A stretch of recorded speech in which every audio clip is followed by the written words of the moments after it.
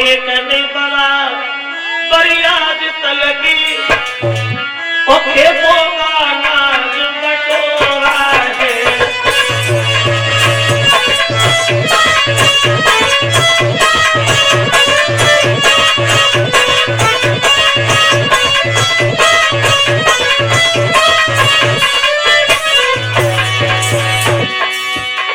दोनों रानियों में अंतर है, लेकिन जब दोनों के बच्चा पैदा हुए तो बच्चों में भी अंतर, उनमें भी फर्क हो गया। कितना?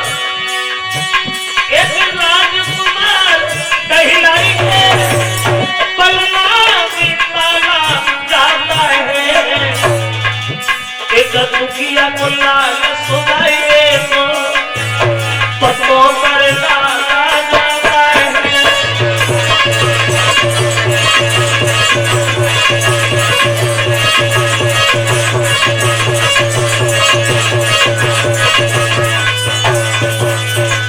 दोनों रानियों में अंतर था, लेकिन जब दोनों के बच्चा पैदा हुए उनमें भी अंतर हो गया।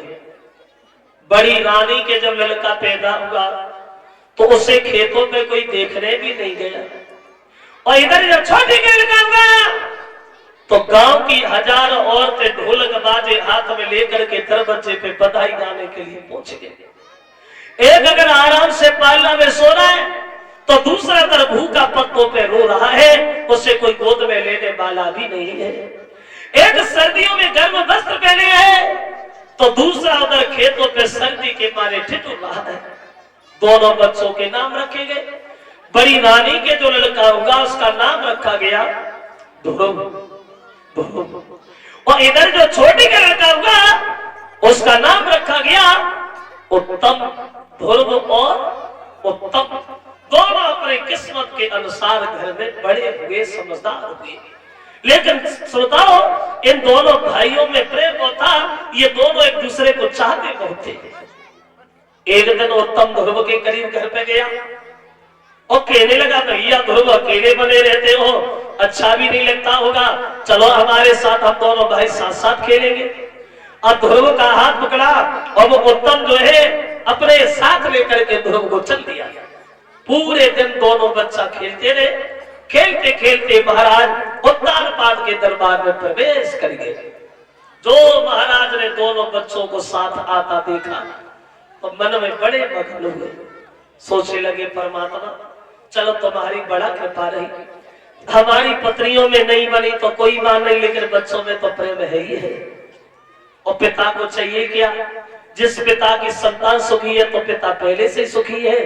और मन में एक बात और सोची, उत्तम तो मेरे पास रहता है, ध्रुव पहली बार आया है, अब पता नहीं कब आए। आज उत्तम को नहीं ध्रुव को गोद बिठाएंगे। अब उत्तम को जमीन पे खड़ा कर दिया और ध्रुव को गोदी में गद्दे पे बिठा लिया। दरबार में बातें होने लगी। सब लोग बोले, भैया पिता हो तो महाराज जैसा हो, जितना ही महाराज छोटी नानी को मानते उतना ही बड़ी को मानते, और फिर पिता के लिए संतान बराबर होती है, चाहे एक हो घर में चाहे 10 हो। लेकिन एक बात और ध्यान रखना, जहां 4 आदमी इकट्ठे बैठे होते हैं वो चारों एक ही बुद्धि के नहीं होते, अलग अलग विचारों के होते। और लोगों के बीच में एक नीच बुद्धि वाला आदमी और बैठा हुआ था। नीच बुद्धि वाला कौन? चुगेला चूक तुहे नहीं, और बस गाय कहो चाहे रोए, और घर घर फूट कराई दे, वो करे एक के दोए।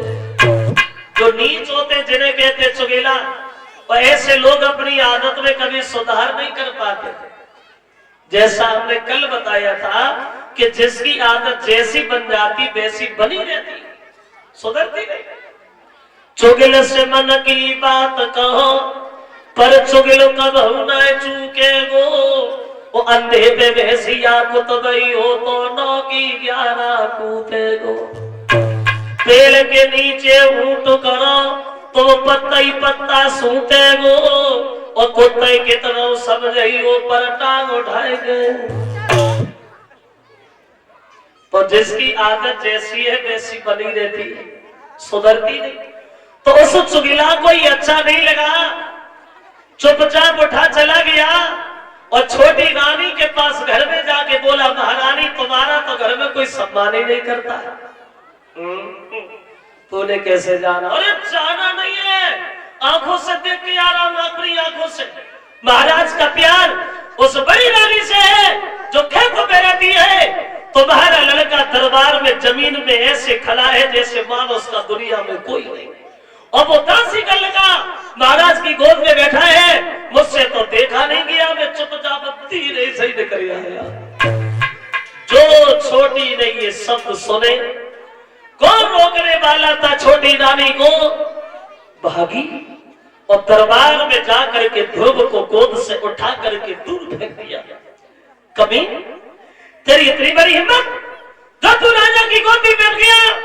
तेरी किस्मत में राजा की गोदी नहीं है ध्रुव, क्योंकि तू दासी का लगा है। और चिल्लाती हुई ध्रुव से बोली,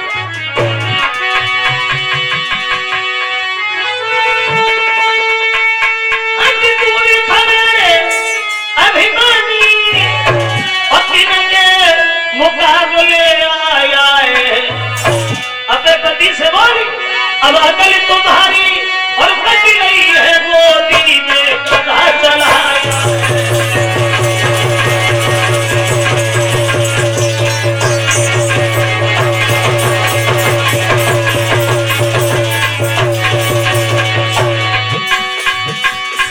तेरी किस्मत नहीं है जो राजा की गोदी में, और किस्मत तेरी इसलिए नहीं है ध्रुव क्योंकि तू दासी का लड़का है। और दासी का लड़का तू इसलिए बना, तूने भजन नहीं किया इसलिए। और बोलो,